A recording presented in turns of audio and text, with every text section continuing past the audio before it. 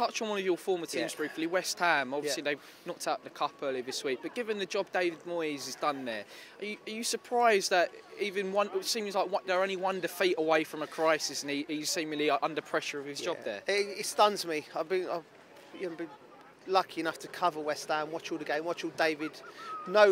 We have to remember where the club was when David walked in the door and what he's achieved. It's incredible. If anything,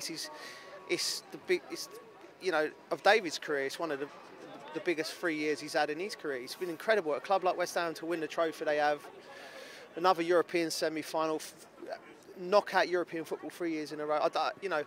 I'm not saying it to try and list all the it's just, for me, it's just facts. At the moment West Ham are having a difficult spell, and it will get. I can't see him coming out of it soon, because no matter how good you are as a manager of the group, to lose the amount of players they've lost, it's going to be struggling. The lads coming in have got a big job to play, because Kudos, Bowen, Antonio, Paqueta, there's a lot of quality out of the team there, and the lads coming in. Ben Rama got sent off at the weekend, so we're going to be missing him at the weekend. So there's a lot, But in terms of David Moyes, I find it incredible that any West Ham fan or anyone in and around the club would think of anything other than give him the contract he's got, get behind him, and let's carry on this build and see where we can go. And let's touch on Chelsea then. So what you made of them this season under Pochettino? Yeah, again, another manager under pressure.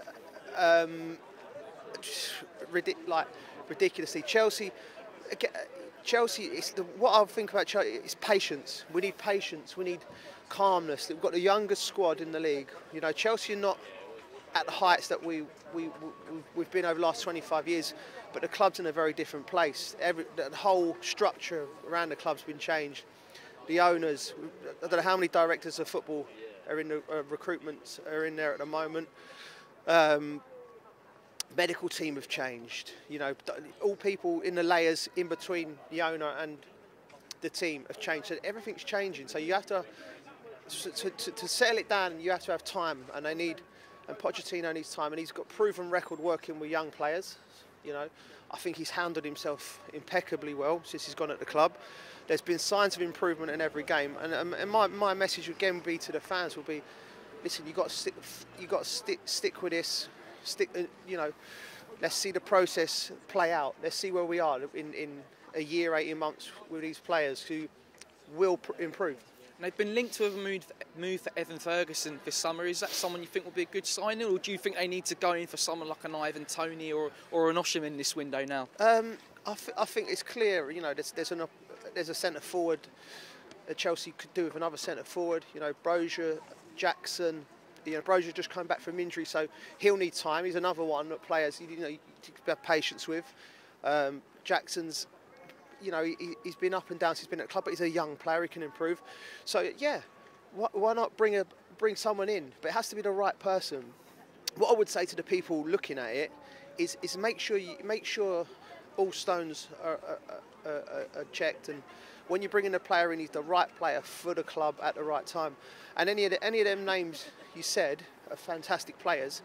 But it's just about choosing the right one and bringing him into the fold. We're here to speak about Green Football Weekend, which is happening at the start of February. Can you tell our talkSPORT listeners a little bit more about what Green Football Weekend is and what the idea is behind it? Well, the idea, obviously, of working with TNT, and you get the opportunity to come on these campaigns and spread the word.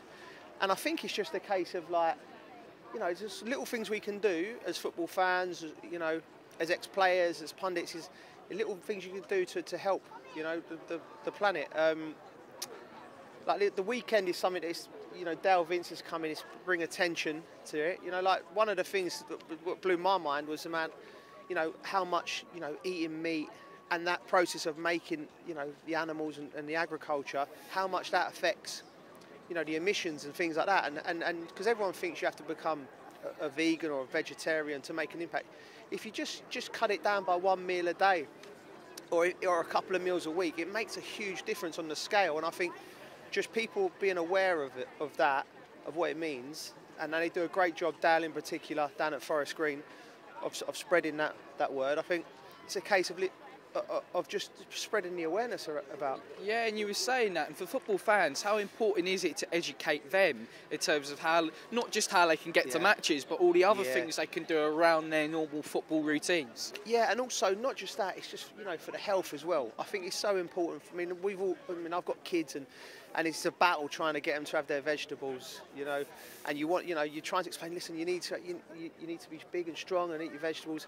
And I think if it's coming from all angles, like I said, if it's coming from footballers and people like that, the kids' parents, it's getting the message at school, sooner or later the penny's going to drop. They're not going to want to carry on eating all the processed rubbish, and they'll try and, and then we'll have a healthier nation, which is important, and I think it's just something that I just think eating well and eating healthy has so much benefits for you personally, but also all the other stuff is even more of a bonus what it does for the planet. And in football in general, how important is it as well that it takes the lead and helps play a quite big role in helping to tackle climate change?